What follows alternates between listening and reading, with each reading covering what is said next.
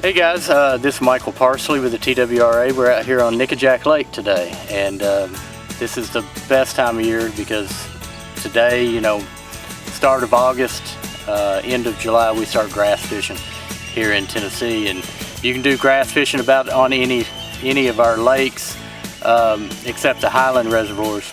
You can grass fish in certain time, in certain years on Kentucky Lake. Nickajack's always got grass. Chickamauga's always got grass. Watts Bar, Pickwick. I'd really advise you to come out, especially in the fall, and fish this grass. And today, what we're going to do early in the fall, the fish get in the grass, and it's easier to catch them doing what they call punching. First, what we're going to do is show you how to properly tie what they call a punch rig. What I do is I use bobber stops. You can also use these large stops that you thread through the weight. But I use bobber stops. It seems easier to me. Depending on the weight, I either use one or two of these bobber stops, and you just put them through the eye of the bobber stop and pull the bobber stop onto the line.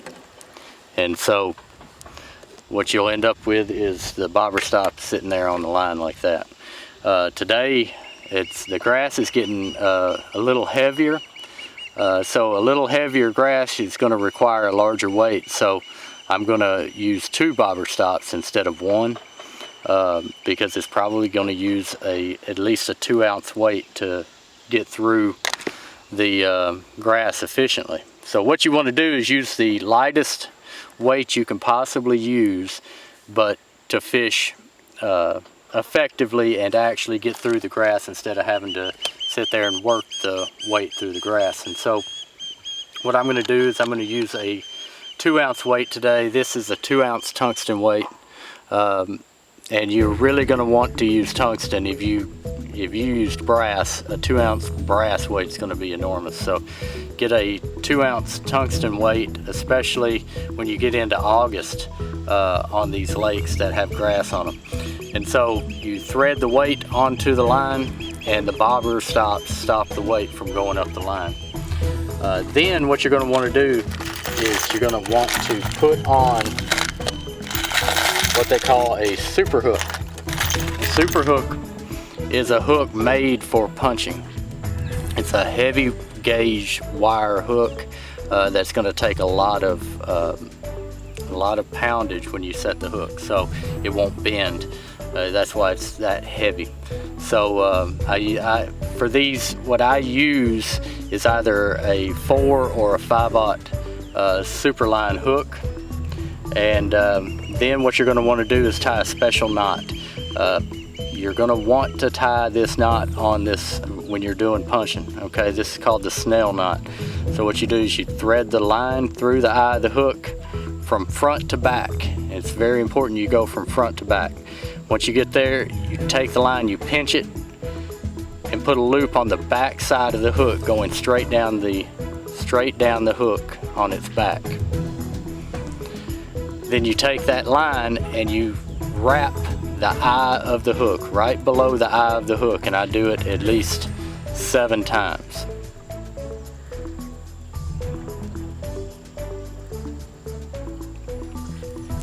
Then once you do that, you take the tag in that you just created by wrapping it around the eye.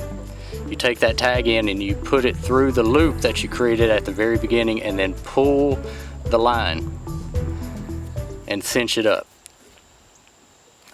Alright, what that does, and of course snip your tag line. What that does is every time this weight hits the top of the eye of the hook, it pushes the hook into the fish's mouth. If you watch the bottom of the hook, it kicks the hook up. Every time that weight hits, it kicks it up. And so it makes the hook sets a lot easier, especially putting it through grass. It kind of forces the hook into the fish's mouth, especially in the upper roof of the mouth. So that's what you're going to want to do, tie that snell knot every time when you're doing this punch rig. So what we have is our bobber stops, 2 if you're going to use a 2-ounce weight, And these are a little bit bigger than normal bobber stops, so get the larger bobber stops if you can find them. Then our 2-ounce weight, and then we have a snell knot onto this is a 4/0 Superline hook. And of course, what you're going to want to use line wise when you're punching is a 65-pound braid. This is 65-pound braid. I've done it. I've done punching with 25-pound fluoro. You can do it, but you're risking getting hung up and losing the fish. This is a reaction strike anyway. If they see it coming through the grass, they're just grabbing it. They're not sitting there looking at it and determining whether they want to eat it. They're just grabbing it because it flew by their face. So this line is not going to make them shy away. So 65-pound braid, bobber stops, 2-ounce weight, 4/0 hook. And then what I put onto that hook is what is a beaver style bait. So something that's about that small, and you want it small and compact because you're going to go through the grass. You want the head of it to be hidden behind the weight, so it'll go through the grass a little easier.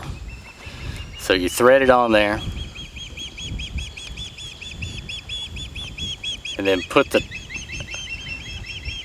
point of the hook back in the lure so it can slide through the grass very easily.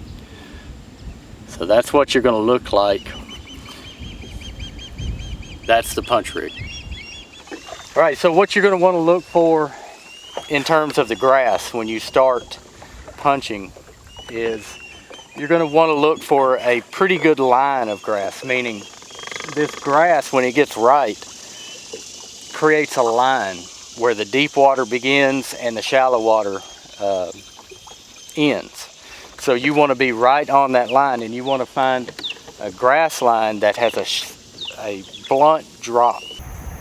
That was like most punch fish. He was about 2 feet inside the grass line, and when they grab it, they don't let go most of the time. So if you punch in there and you feel one, he's going to make you set the hook on him, and he kind of did too. He kind of surprised me, so I'm glad he hung on that long.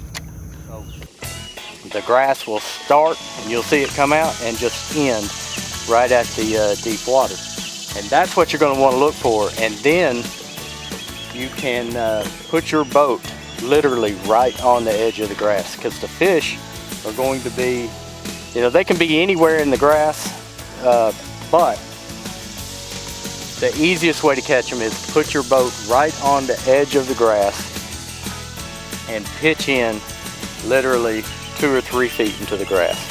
And that's how you're going to want to catch them the easiest, instead of pitching way back in there and then dragging your 2-ounce weight all the way back through.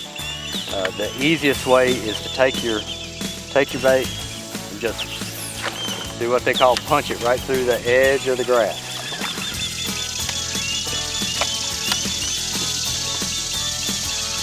And let it hit the bottom. You'll feel it hit the bottom. And then you can jig it once or twice and take it straight back out. And keep going.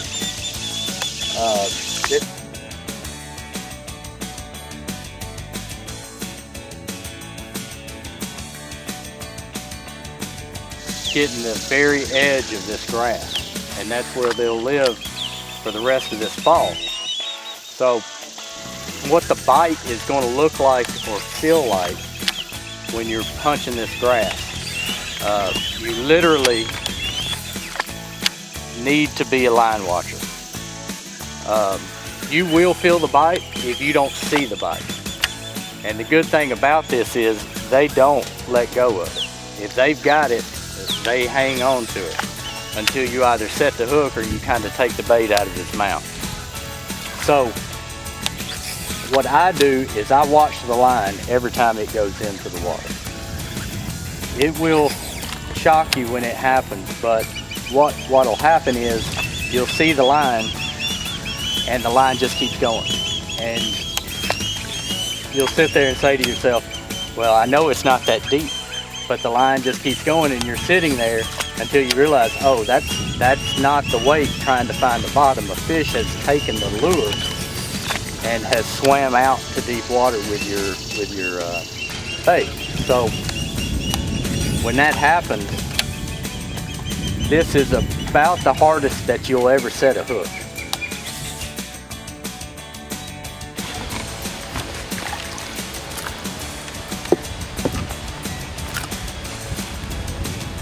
So every time you catch them in the grass, pretty much it's going to be right in the roof of the mouth, because that's the way the hook drops when you hit it with the head of the weight.